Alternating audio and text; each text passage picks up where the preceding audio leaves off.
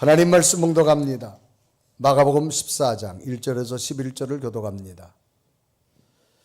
이틀이 지나면 유월절과 무교절이라 대제사장들과 서기관들이 예수를 흉계로 잡아 죽일 방도를 구하며 이르되 밀란이 날까 하노니 명절에는 하지 말자 하더라. 예수께서 베다니 나병 환자 시몬의 집에서 식사하실 때 한 여자가 매우 값진 향유옷 순전한 나드한 옥합을 가지고 와서 그 옥합을 깨뜨려 예수의 머리에 부으니 어떤 사람들이 화를 내어 서로 말하되 어찌하여 이 향유를 허비하는가. 이 향유를 300데나리온 이상에 팔아 가난한 자들에게 줄 수 있겠도다 하며 그 여자를 책망하는지라. 예수께서 이르시되 가만두라. 너희가 어찌하여 그를 괴롭게 하느냐. 그가 내게 좋은 일을 하였느니라. 가난한 자들은 항상 너희와 함께 있으니 아무 때라도 원하는 대로 도울 수 있거니와 너희와 항상 함께 있지 아니하니라. 그는 힘을 다하여 내 몸에 향유를 부어 내 장례를 미리 준비하였느니라. 내가 진실로 너에게 이르노니 온 천하에 어디서든지 복음이 전파되는 곳에는 이 여자가 행한 일도 말하여 그를 기억하리라 하시니라. 12 중에 하나인 가룟 유다가 예수를 넘겨주려고 대사장들에게 가매 그들이 듣고 기뻐하여 돈을 주기로 약속하니 유다가 예수를 어떻게 넘겨줄까 하고 그 기회를 찾더라. 아멘. 1839년에 출생해서 1937년에 세상을 떠난 한 사람이 있습니다. 많은 시간과 세월이 흘렀지만 아직도 세계인들은 이 사람을 가슴에 새기고 도전과 희망을 주는 사람이라고 말합니다. 이 사람의 이름은 록펠러라고 하는 사람입니다. 미국 최대의 명성과 부를 가졌던 한 사람 중에 하나입니다. 이런 록펠러의 고백에는 자신이 이렇게 세계적인 인물이 된 배경에는 어린 시절부터 가장 중요하게 여긴 일이 있었다라고 합니다.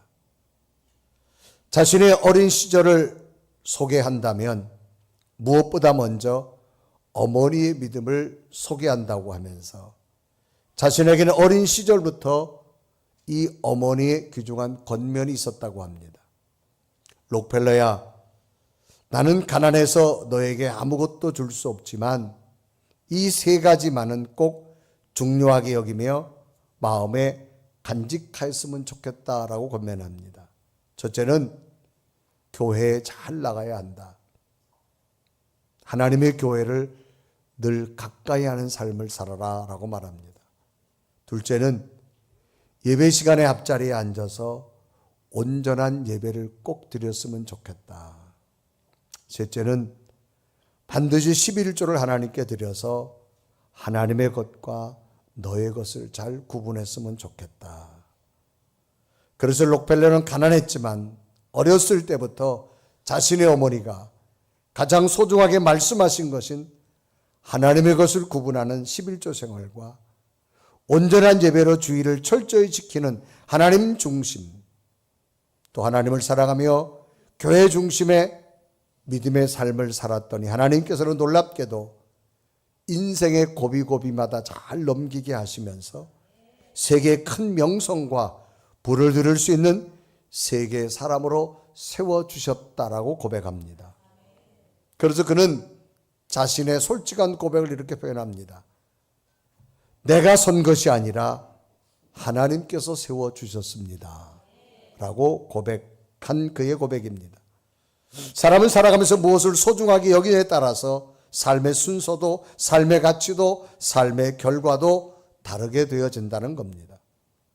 오늘 성경 본문에서도 자신의 삶 속에 정말 중요하게 여긴 것이 무엇이었는가를 소개하고 있는 한 여인에 관한 이야기입니다. 오늘 성경에 나오는 장소는 베다니라는 곳입니다. 이 베다니는 예루살렘과 가까운 곳입니다. 그래서 늘 예수님께서 예루살렘으로 올라가시기 전에 이곳에 늘 들르곤 했던 곳입니다.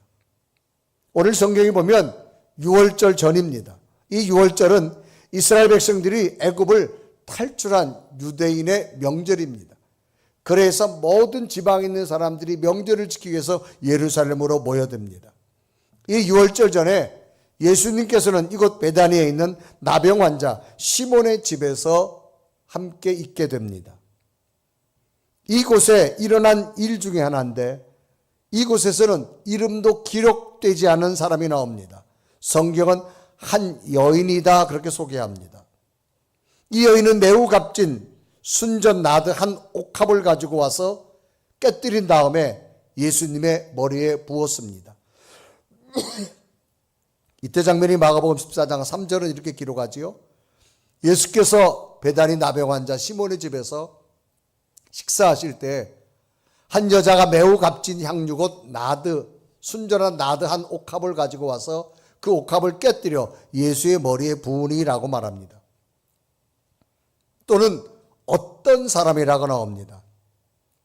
이 모습을 보고 있던 어떤 사람이 화를 냅니다. 그리고 이 여자를 막 책망합니다. 300데나리온 이상에 팔아서 차라리 가난한 자들에게 주는 것이 낫지 않겠느냐고 자기의 계산을 이야기합니다. 그래서 마가복음 14장 4절과 5절은 기록하죠. 어떤 사람이 화를 내어 서로 말하되 어찌하여 이 향유를 허비하는가. 5절에 보면 이 향유를 300데나리온 이상에 팔아 가난한 자들에게 줄 수 있겠도다 하며 그 여자를 책망하는지라 라고 기록합니다. 이때 이 두 사람의 모습을 본 예수님께서 말씀하십니다. 예수님께서는 책망이 아니라 향유를 본 여인을 오히려 좋은 일을 했다고 칭찬하게 됩니다. 그래서 마가복음 14장 6절은 기록하죠. 예수께서 이르시되 가만두어라. 너희가 어찌하여 그를 괴롭게 하느냐. 그가 내게 좋은 일을 하였느니라. 심지어 이 여인을 향하여서는 복음이 증거되는 곳마다 이 여인의 행위가 증거될 것이라고 칭찬합니다. 그래서 마가복음 14장 9절은 기록하죠. 내가 진실로 너에게 이르노니 온천에 어디서든지 복음이 전파되는 곳에는 이 여자가 행한 일도 말하여 그를 기억하리라 하시니라 라고 기록합니다.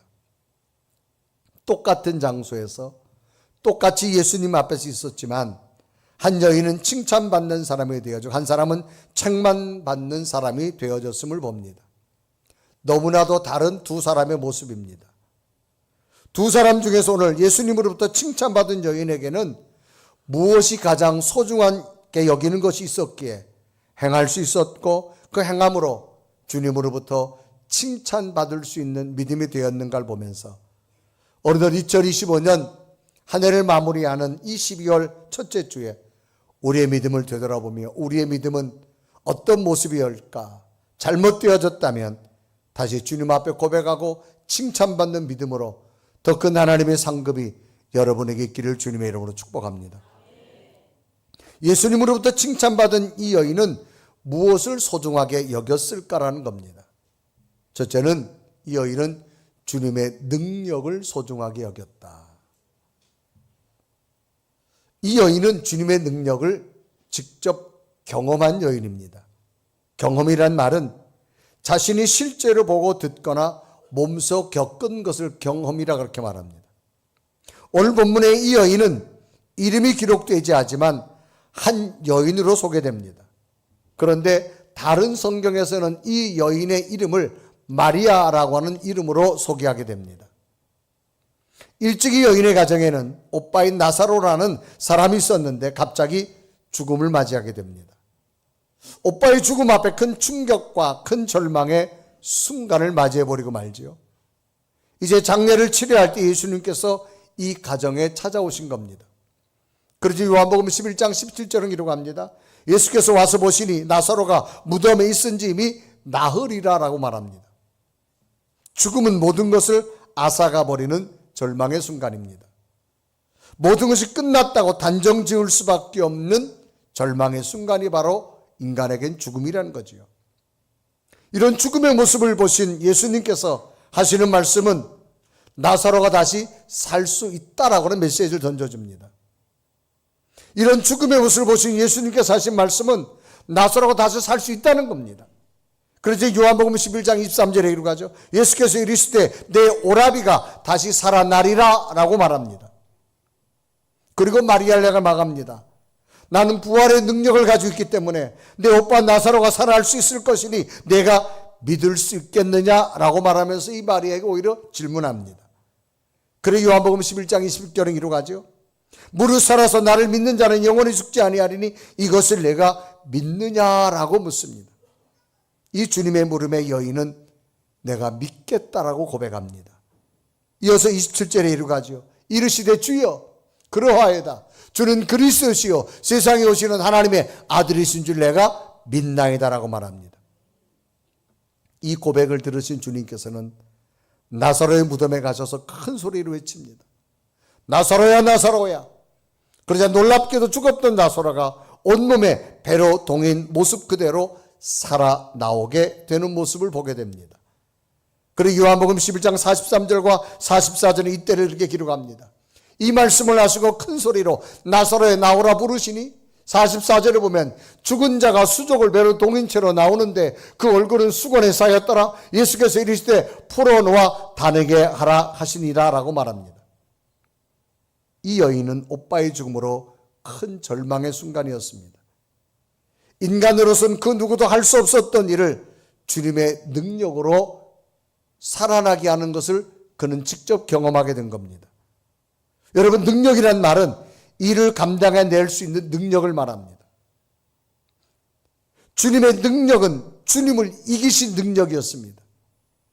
완전한 절망에서도 새로운 생명을 살리신 희망의 능력이었습니다.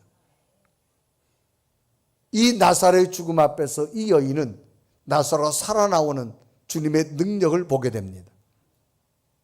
이 모습 속에서 우리는 이런 질문과 생각을 해볼 수 있습니다. 인간에게 죽음을 이길 수 있는 능력이 있을까라고 하는 겁니다. 과연 인간이 죽음을 이길 수 있는 능력이 있을까? 인간은 없습니다. 그러나 이 땅을 만드신 창조 하나님께서는 예수 그리스도의 능력을 통해서 하나님의 능력을 행할 수 있다라고 하는 겁니다. 이 마리아 여인은 자신이 직접 하나님의 아들인 예수님께서 행한 놀라운 능력을 자신이 직접 경험하게 된 겁니다. 신앙에서 가장 큰 확신은 뭡니까? 자신이 직접 경험한 겁니다. 특히나 하나님의 세계는 이론으로 이해되거나 설명되는 부분이 아닙니다. 하나님의 세계는 자신이 경험되어져야만 믿어집니다. 이 땅에 하나님을 본 자는 아무도 없습니다. 하나님에 관한 소개하는 책이 바로 성경책입니다. 그 성경을 펼치면 첫 번째 소개가 이상한 글이 나옵니다. 세상이 만들어진 겁니다. 세상이 만들어졌는데 어떻게 만들어졌느냐? 하나님이 말씀으로 세상을 하나하나 만드셨다고 소개합니다. 인간이 가진 지식적인 논리로서는 어떻게 하나님의 말씀으로 세상이 만들어졌을까라고 하는 겁니다. 이해되지 않습니다. 어떤 논리로 설명해도 이것이 우리에게 수용될 수가 없습니다.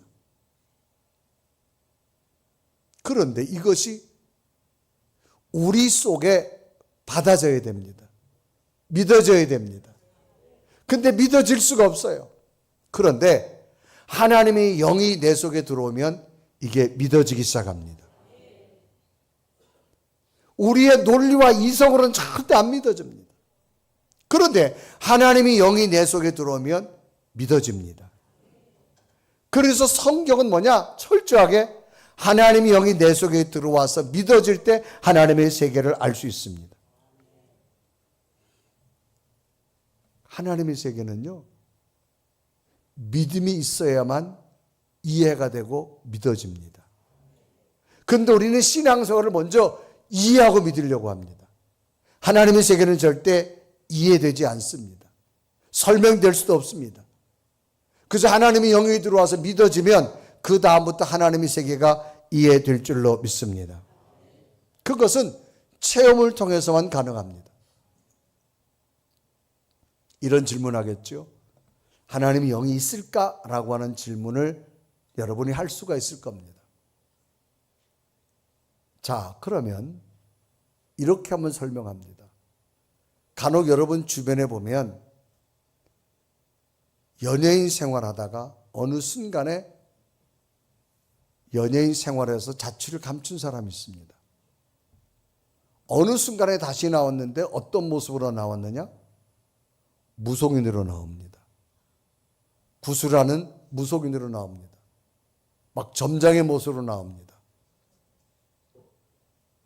왜 연예인 활동 잘하다가 갑자기 그렇게 되어졌을까요? 그 속에 영이 들어갔기 때문입니다. 무슨 영이 들어갔느냐? 귀신의 영이 들어간 겁니다. 그러니까 본인이 하고 싶어 하는 게 아니에요. 본인이 하고 싶지 않은데 귀신의 영이 내 속에 지금 나를 막 조정하고 있는 거예요. 그러니까 어찌할 수 없어서 무속인 생활을 하는 겁니다.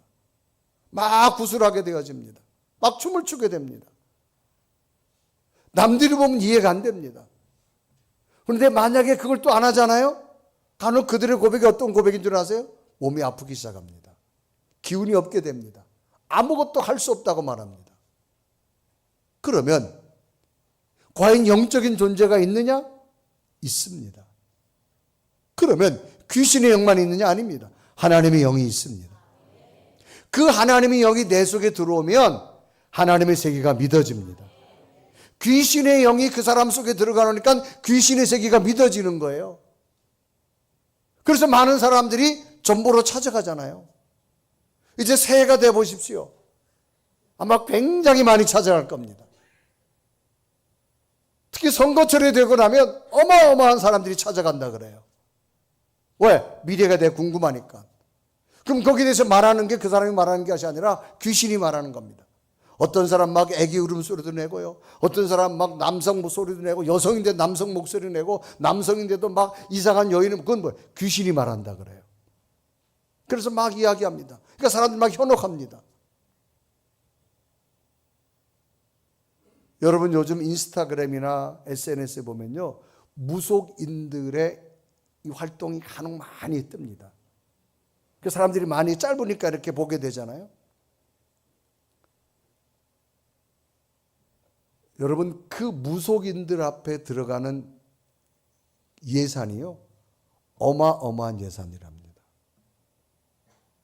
우리가 상상할 수 없는 돈들이 그 무속인들, 그 짧은 시간 SNS를 보면서 들어가는 돈이요, 페이를 하고 하는 게 어마어마하게 많답니다. 여러분 하나님의 영이 있습니다. 우린 하나님의 영이 계시기에 오늘 우린 예배 드리는 겁니다. 이 예배가 은혜가 되어주고 기쁨이 되어주고 하나님이 나와 함께함이 믿어지게 되는 줄로 믿습니다. 그러니까 영적인 세계는 뭐냐? 경험의 세계입니다. 믿음이 없이는 절대 하나님의 세계가 이해될 수가 없어요. 하나님의 영이 들어오고 나니까 하나님의 말씀으로 세상을 천지 창조한 것이 믿어지고, 성경 말씀이 내게 주신 말씀으로 깨달아지고, 내게 주신 주의 은혜로 발견하게 될 줄로 믿습니다. 이게 뭐냐? 경험의 세계입니다. 여러분 올 한 해도 지나오시면서 우리는 성경 말씀에 기록된 대로 11조라는 생활을 합니다. 요즘 현대인들은 경제관념이 굉장히 많이 밝습니다. 우리에게 경제적 수입이 생기면 자기가 써야 될 것을 다 지출합니다. 그럼 먼저 계획을 세웁니다. 내가 가지고 있는 수입의 액수보다가 한 달 나갈 지출을 계산하면요, 내가 가지고 있는 게 모자랍니다. 나갈 지출이 더 많아요. 그런데 아직도 10의 1조도 계산 안 했어요. 하나님 앞에 봉사 헌신할 것도 계산 안 했어요. 이것만 가지고도 모자라는데 여기서 하나님 앞에 또 하나님의 것을 구분해 드려야 됩니다. 계산이 안 됩니다. 그런데 참 이상하죠. 하나님 앞에 하나님의 것을 드리고 나면요, 지나고 나면 사라지더라는 겁니다. 참 신기합니다. 이건 이해가 안 됩니다. 계산상으로 우리가 이렇고 저렇고 증명할 길이 없어요. 하나님의 것을 우선으로 드리고 살아봤더니 놀랍게도 하나님께서는 막아주실 거 막아주시고 피할 거 피하게 하시고 사라지는 은혜를 경험하기 때문에 우리는 또 하나님 말씀에 기록된 대로 11조 생활하는 겁니다. 이건 뭡니까? 경험의 삶입니다. 여러분, 우리가 삶을 살다 보면 신앙생활은, 특히 신앙생활의 가장 큰 능력이 뭐냐? 기도입니다. 기도. 여러분, 삶의 고비고비 넘길 때마다 하나님 성전을 기도하잖아요. 일반 사람들이 보면 이해가 안 돼요. 아니, 도대체 기도한다고 되냐? 요즘 시대가 어떤 시대인데, AI 시대인데 이게 되냐? 그런데 여러분, 기도하고 나면요, 내가 내 인생의 문제를 풀어가는 것이 아니라 하나님이 풀어지는 우리는 경험하기 때문에 기도하는 겁니다. 참 신기합니다. 내가 그 인생의 고비를 못 넘길 것 같았는데 하나님이 넘길 수 있는 은혜를 주시고요, 사람을 만나게 하시고요, 환경을 주시고요, 놀라운 일을 보게 된 줄로 믿습니다. 이게 뭐냐? 기도 생활의 경험이야. 하나님의 능력입니다. 그러니까 이 여인은 과감하게 예수님이 6월절 전에 베다니 오셨을 때 과감하게 그 비싼 향유를 부을 수 있었던 것은 뭐냐? 이 여인은 주님의 능력을 소중하게 여겼기 때문입니다. 왜? 나사로를 살리신 주님의 능력을 그는 보았기 때문입니다. 오늘 우리에게도 필요한 것이 뭘까요? 여러분이 2025년 오늘까지 살아오시면서 여러분의 능력이 아니라 하나님의 능력으로 살아왔음을 중요하게 여길 수 있는 믿음의 고백이 있길 바랍니다.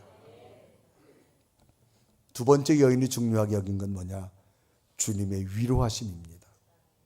여러분, 위로라는 말은요, 따뜻한 말이나 행동으로 괴로움을 덜어주거나 슬픔을 달래주는 걸 위로라 그렇게 말합니다. 이제 이 가정의 나사로의 죽음 앞에, 큰 절망과 큰 슬픔 앞에 많은 사람들이 이 가정을 위로하기 위해서 사람들이 성경은 무난했다라고 성경은 기록합니다. 그리고 요한복음 11장 19절에 보면 많은 유대인이 마르다와 마리아에게 그 오라비의 일로 위문하러 왔더니 라고 기록합니다. 위문이란 말은 위로하기 위해서 문안에서 방문하는 것을 문안이라고 말합니다. 위문이라고 말하죠. 정말 큰 절망과 큰 슬픔을 당해 있는 사람에게 함께 저들의 손을 잡아주고 마음을 따뜻하게 해주려고 위문하는 겁니다.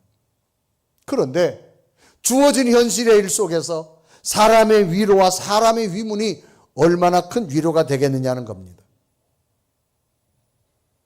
아무리 그 마음을 달래보지만 이 여인 깊은 곳에 있는 절망과 눈물은 해결할 수가 없었습니다. 그런데 주님으로부터 큰 슬픔과 절망 가운데서 나사로가 무덤에서 살아나는 걸 보게 되자 이 여인이 가슴 깊은 곳에 가지고 있는 그 슬픔을 다 치유해 주신 겁니다. 다 위로해 주신 겁니다. 오히려 슬픔이 변하여 하늘의 기쁨이 되어졌다고 하는 겁니다. 그래서 주님으로부터 큰 위로를 받게 된 이 마리아는 자신이 소중히 여기는 이 향유마저도 주님 앞에 드림이 하나도 아깝지가 않았습니다. 그래서 과감하게 그 향유를 주님의 머리에 쏟아 부을 수 있었습니다. 사람은 자신이 받은 것이 귀하고 가치 있는 것이라고 인정되면 과감하게 자신의 소중한 것도 드릴 수가 있기 때문입니다. 이런 질문 해볼 수 있지요. 여러분, 자녀들이 소중하고 가치 있기에 과감하게 많은 돈을 들여서 교육시키고 돌보는 거 하는 이유는 뭡니까? 자녀의 소중함을 인정하기 때문입니다.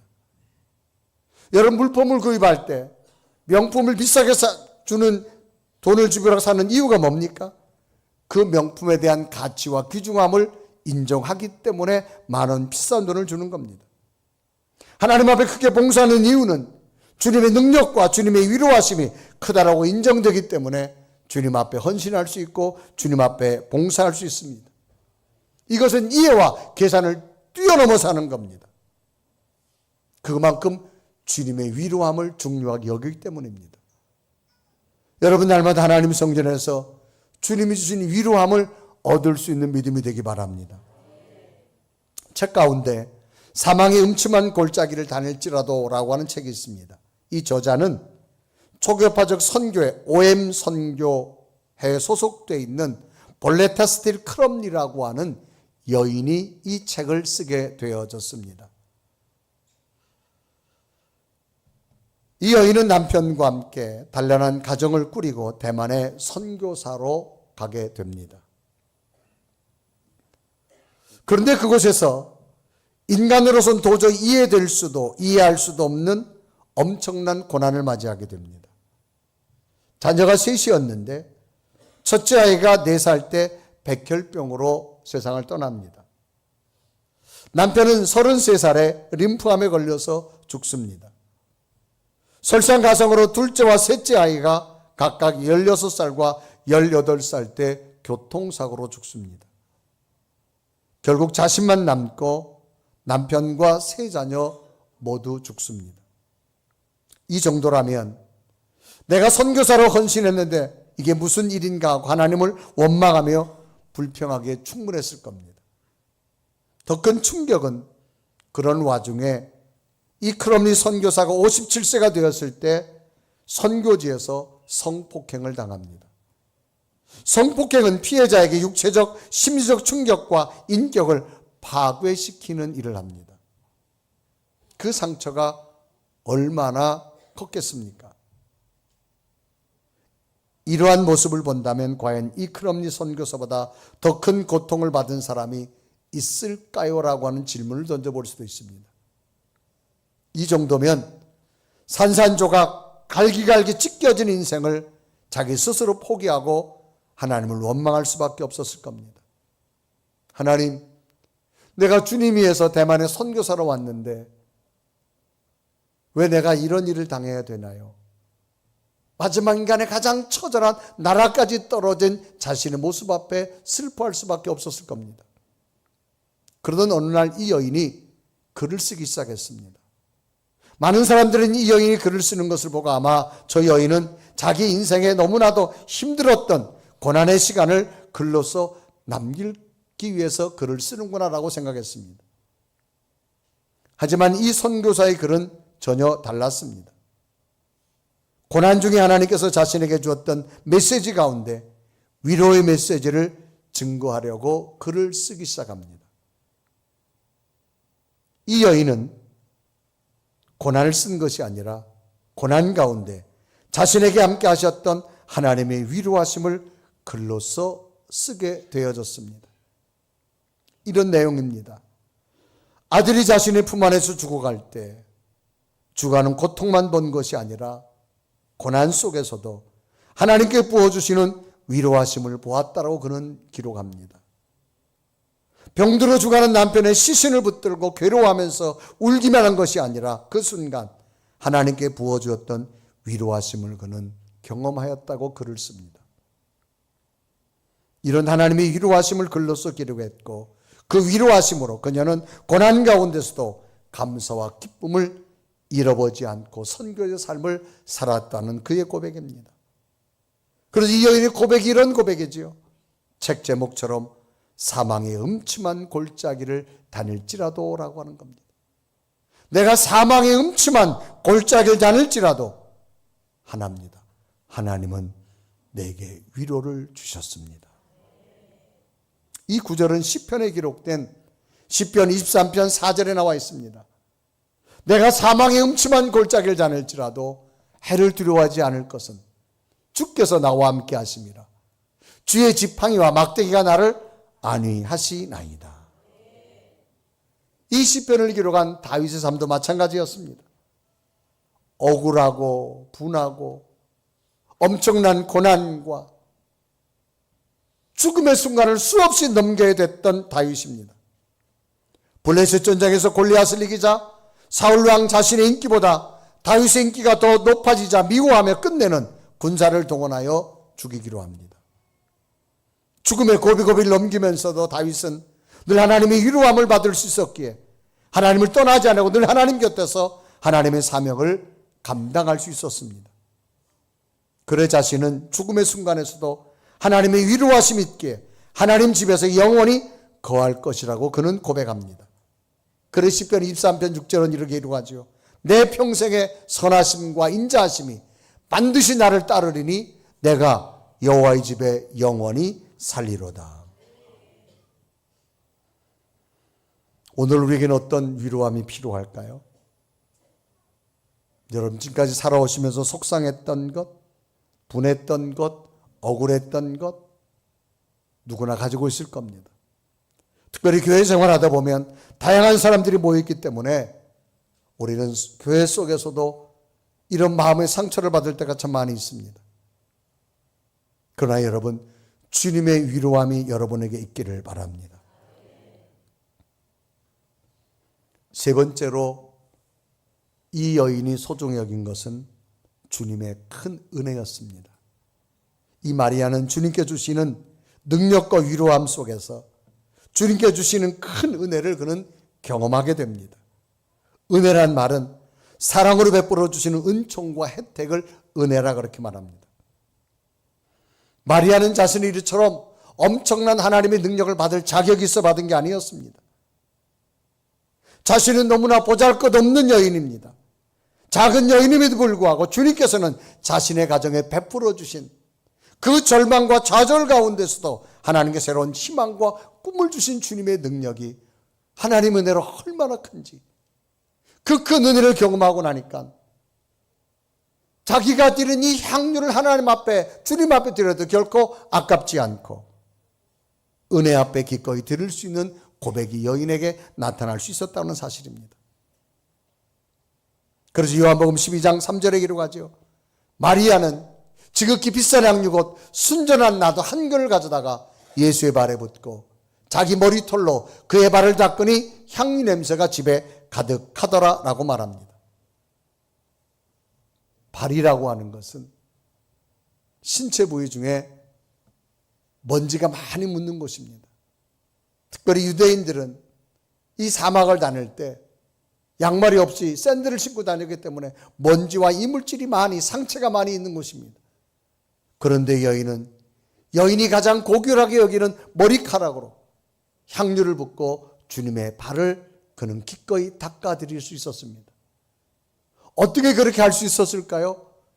주님의 은혜가 너무 큰 것을 깨닫고 나니 자기의 이 머릿결로 향유를 붓고 주님의 발을 닦아드림이 하나도 아깝다는 말이 들지 않았습니다. 받은 은혜가 너무나 크기 때문에 그 은혜를 소중히 여겼던 이 여인의 모습, 이 모습을 본 주님께서는 이 여인을 칭찬하시게 됩니다. 마가복음 14장 6절에 이루가지요. 예수께서 이르시되 가만두어라. 너희가 어찌하여 그를 괴롭게 하느냐. 그가 내게 좋은 일을 하였느니라 라고 말합니다. 똑같이 주님 곁에 두 사람이 있었지만 이 여인은 칭찬받는 여인이 되어지고 한 사람은 책망받는 가룟 유다가 되어진 이유는 이 여인은 주님의 능력을 소중하게 여겼고 주님이 주신 위로함을 소중하게 여겼고 주님이 주신 은혜를 소중하게 간직하고 있고 나니 주님으로부터 칭찬받는 여인이 되어진 것을 봅니다. 어느덧 2025년 12월까지 왔습니다. 주님의 능력을 얼마나 여러분 소중하게 여기고 계시는지요? 주님이 주신 위로함을 얼마나 소중하게 여기고 있는지요? 주님께 주신 은혜가 얼마나 소중하게 간직하고 있는지 우리의 믿음을 다시 되돌아보며 우리의 모습도 여인처럼 칭찬받는 믿음 되어져서 주님의 큰 기쁨이 여러분에 있는 믿음 되기를 주님의 이름으로 축복합니다. 우리 한번 고백하며 찬양합니다. 하나님, 오늘 우리는 이런 모습 저런 모습 때문에 마음이 아프고 상처가 되고 힘들 때 있었지만 늘 내 마음을 위로하시고 치료하시는 주님의 은혜의 위로하심이 우리에게 임함을 나는 믿습니다. 고백하며 찬양합니다. 마음이 상한 자를 고치시는 주님, 하늘의 아버지 날 주관하소서.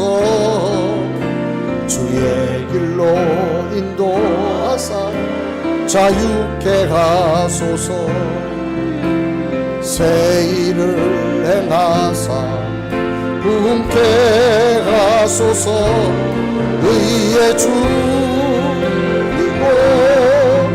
복이 많으니 성령의 기름 부으소서. 의의 주이고 의의 주이고 복이 많으니 내 잔을 채워 성령으로 채우사 주복게 하소서. 성령으로 채우사 주복게 하소서. 주의 임재 속에 은혜 알게 하소서.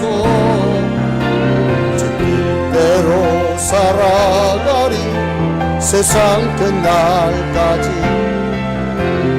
나를 빚으시고 새날 열어주소서.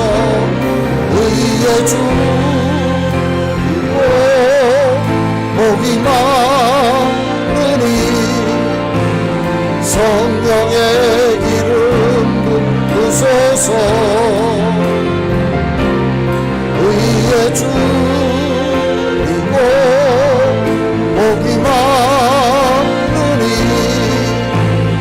내 잔을 채워 주소서.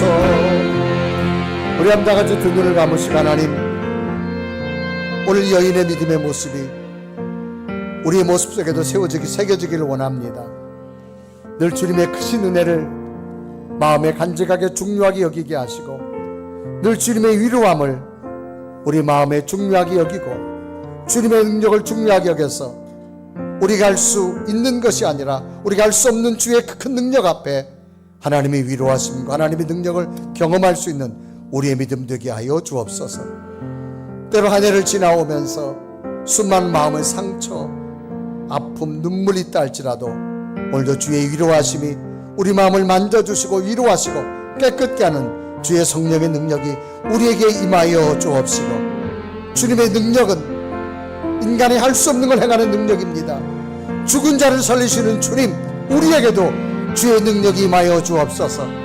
내 몸의 질병이 사라지게 하시고, 내 몸의 염려가 사라지게 하시고, 수많은 좌절이 꿈이 되게 하시고, 하나님이 기적이 되는 놀라운 일들이 우리에게도 있게 하여 주옵소서.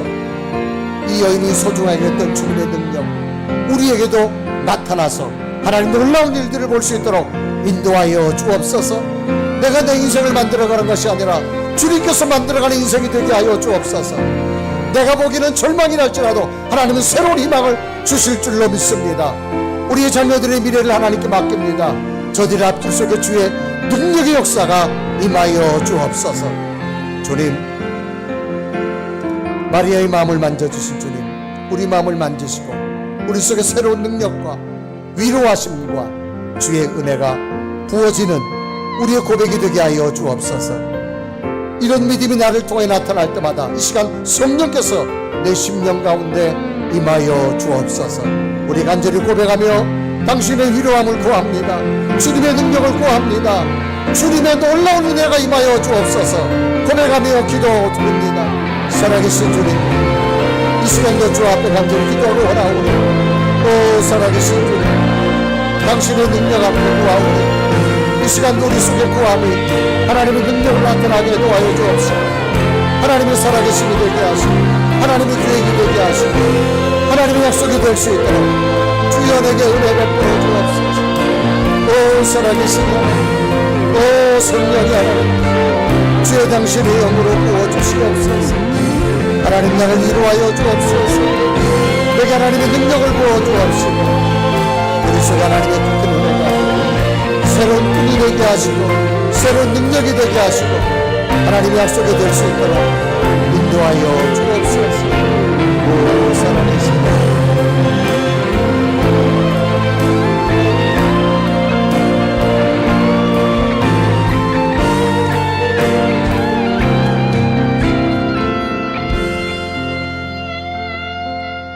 능력의 주님, 그 주님의 능력을 인정하고 믿습니다.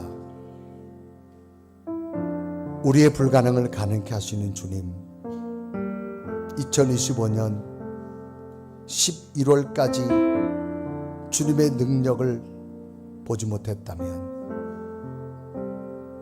이 12월 한 달 하나님의 능력을 보게 하여 주옵소서.